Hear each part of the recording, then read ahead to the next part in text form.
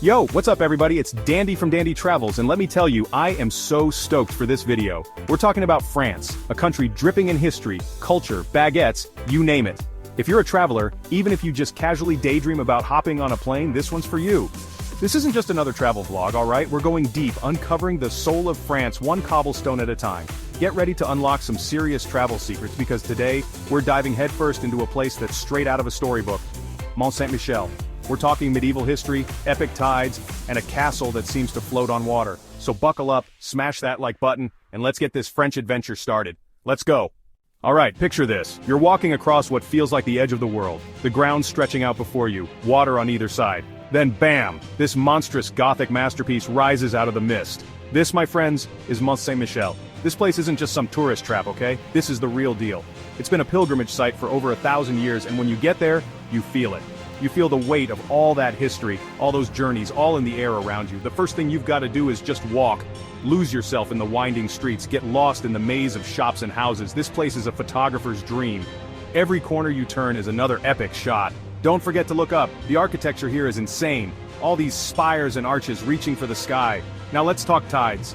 Mont Saint-Michel is a tidal island, which means it's literally cut off from the mainland at high tide. Yeah, you heard me right. Seeing the water rush in, swallowing up the causeway is a sight you won't forget. It's like someone just hits the fast forward button on the ocean. Make sure you time your visit right because seeing the tide come in or out is half the experience. You can check the tide schedule online, plan it out, be smart about it. Trust me, you don't want to get stuck out there when the water comes in. The best part? You can conquer Mont Saint-Michel in a day. It's an easy trip from Paris, just a few hours by train. Rent a car, hop on a bus, whatever your style is, just get there. And once you're done exploring the island itself, grab some dinner, find a spot with a view, sip on some wine, and just soak it all in. Because there's nothing quite like watching the sun set over Mont Saint-Michel. It's like a scene ripped straight out of a fairy tale. Next up, we're hitting up the City of Lights, Paris.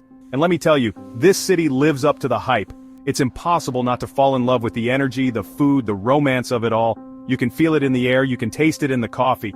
First things first, you gotta see the Eiffel Tower. It's iconic for a reason, people. This thing is massive, it dominates the skyline. Head up to the top for insane views of the city. Pro tip, go at night when the whole thing is lit up. It's magical.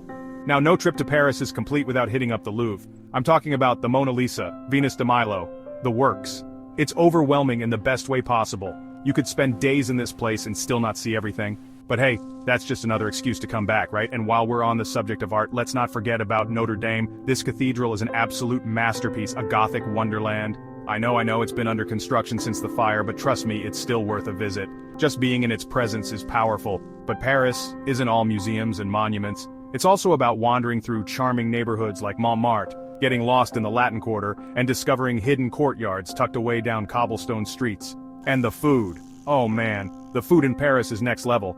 You gotta try the croissants, the baguettes, the pastries, find a local bakery, grab a coffee and people watch. It's the best way to start your day. And when you're ready for dinner, find a sidewalk cafe, order some wine and just soak up the Parisian atmosphere. Trust me, there's nothing quite like it. Chapter 3. Lyon, a feast for the senses. Okay Lyon, get ready to have your mind blown because this city is seriously underrated. It's got everything, history, culture, and some of the best food in France. I'm talking culinary genius. Lyon is known for its bouchons, these traditional restaurants serving up hearty home-style cooking. Think rich stews, creamy potatoes, and enough wine to keep you smiling. Trust me, you haven't lived until you've experienced a Lyonnaise meal. But Lyon isn't just about the food. You've got to explore Vieux Lyon, the city's old town. It's a UNESCO World Heritage Site, and for good reason. The architecture here is stunning, with narrow cobblestone streets, hidden passageways, and buildings that date back to the Renaissance. Speaking of hidden passageways, you have to check out the traboules.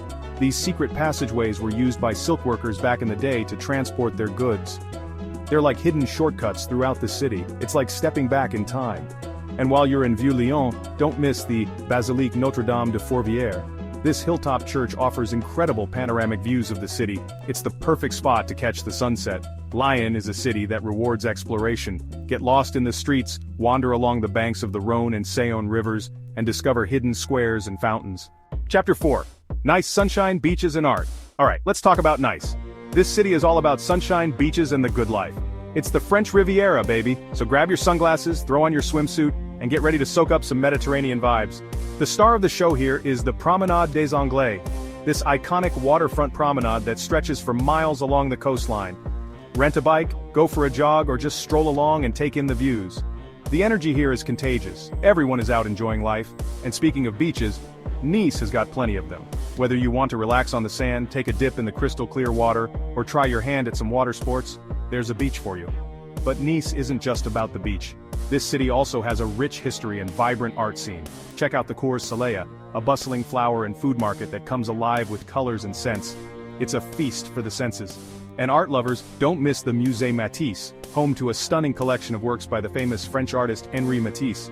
The museum itself is a work of art, housed in a 17th century Genoese villa. In the evening, head to the old town, Vieux Nice, for dinner. Get lost in the maze of narrow streets, find a cozy restaurant, and enjoy a delicious meal under the stars. Nice is a city that knows how to enjoy life. Chapter 5, Bordeaux. Wine? Not. Last but not least, we're heading to Bordeaux, a city synonymous with wine. This place is a dream come true for any wine lover, with rolling vineyards, grand chateaux, and of course some of the best wine in the world.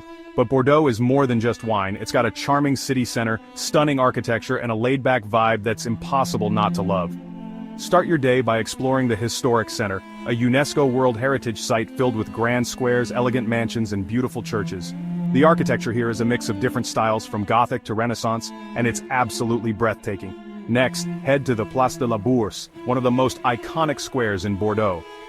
This 18th century masterpiece is home to the water mirror, a shallow pool that reflects the surrounding buildings, creating a truly mesmerizing effect. And of course, no trip to Bordeaux is complete without a visit to a vineyard. Take a tour, learn about the winemaking process, and of course, indulge in a tasting or two.